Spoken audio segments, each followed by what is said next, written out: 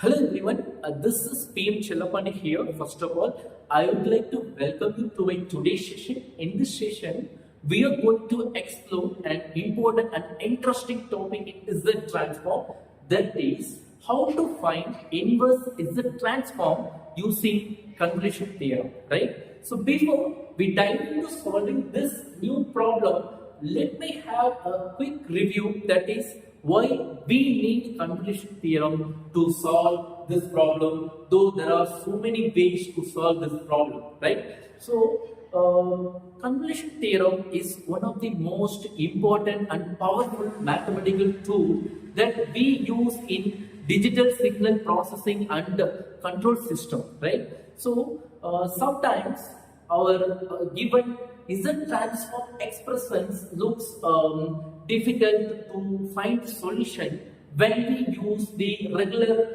method, that is partial fraction method. Okay, in such cases, if you use convolution theorem, it gives us an easy and systematic way to find the solution, right? That is why we are using convolution theorem to solve this expression, right? So to understand this concept clearly, let me take a problem so that we will understand this concept clearly, right? So here our problem is find the inverse Z transform of Z inverse of 8 times Z square is divided by 2Z minus 1 and 4Z plus 1. Okay, this is our problem. So before we dive into solving this problem using convolution theorem, first we must know what convolution theorem says about. Okay, so here we have convolution theorem. It says, in simple words, I can explain what convolution theorem is saying, right? So when you multiply two functions in Z domain, right? When you multiply two functions in Z domain, then the time domain multiplication sequence will be convolved, which means convolved means it is a combination or mixing of two functions, okay, in order to make a new one. Okay, for example, if you want to find out any signal which is how it is affecting another signal, okay, to find this situation, okay, we use convolution theorem. It is absolutely helping us to find how any signal is affecting another one. Okay, that is why it is playing a crucial role in all these subjects, right? So here, let me dive into solving this problem in step by step, so that we will understand how to solve any problem using convolution theorem. So here, the first step is we need to split up the Z square. The power of Z is can be written as Z times Z.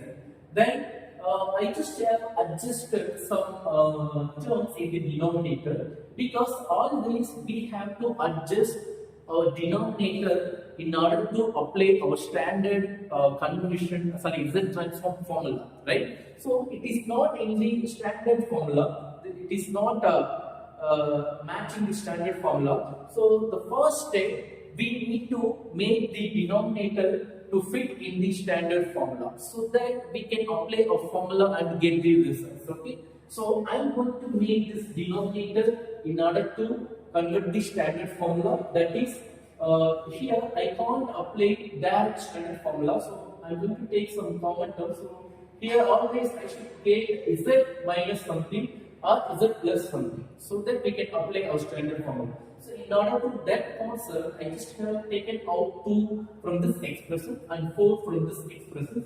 Then this one becomes like this.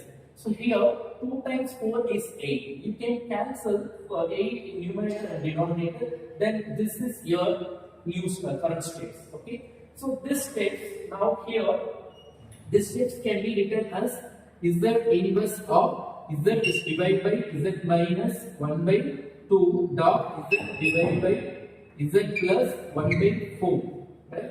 So when you apply Z inverse inside this bracket, it becomes into 2 parts. So when you separate the terms by multiplying Z inverse, your dot product becomes star product, which is our convolution. Right? So convolution means now you have, before you apply the convolution formula, first let me convert this expressions by using standard formulas, right? So here z divided by z minus 1 by 2, z inverse of z divided by z minus 1 by 2 is 1 by 2 power n. Similarly, if you have this expression, it is minus 1 by 4 power n. So this result can be obtained from the standard formula that I also have done here, right? So after once you convert this expression to this one, let me apply our convolution theorem to this result. So what is saying in the convolution theorem? We always have to replace n in f of n by the word r. Also, we have to replace n in g of n. Okay, in g of n, n has to be replaced by n minus r. So this constant is f of n and this one is g of n. So as we discussed now, the n in f of n has to be replaced by r. So it has to be replaced by r. The n in g of n has to be replaced by n minus r. Then this one from the formula I just have obtained, right? So now our task here is we want to simplify this expression, right? So let me simplify this expression. First, you just split this term because n minus r can be written as minus 1 by 4 power n dot minus 1 by 4 power minus r. Because bases are same, when you add the power, you will get the previous terms. Without affecting the originality, okay, you can change your mathematical form in any form you want. Okay, this one is not affecting this one. Okay, so I just separated the terms like this. Here, just select the common power. So power r. So n is not common. I'm just going to keep n outside of this expressions. Okay, now power r.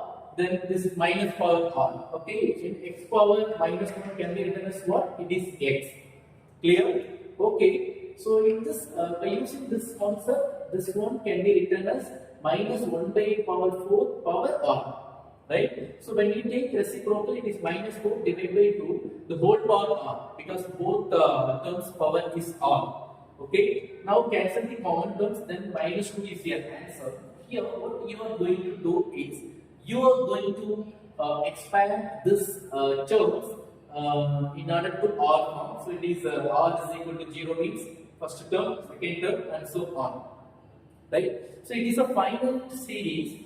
So anything for 0 is 1, and also it is a finite series. If we have finite series in terms of this pattern, then we have two formulas.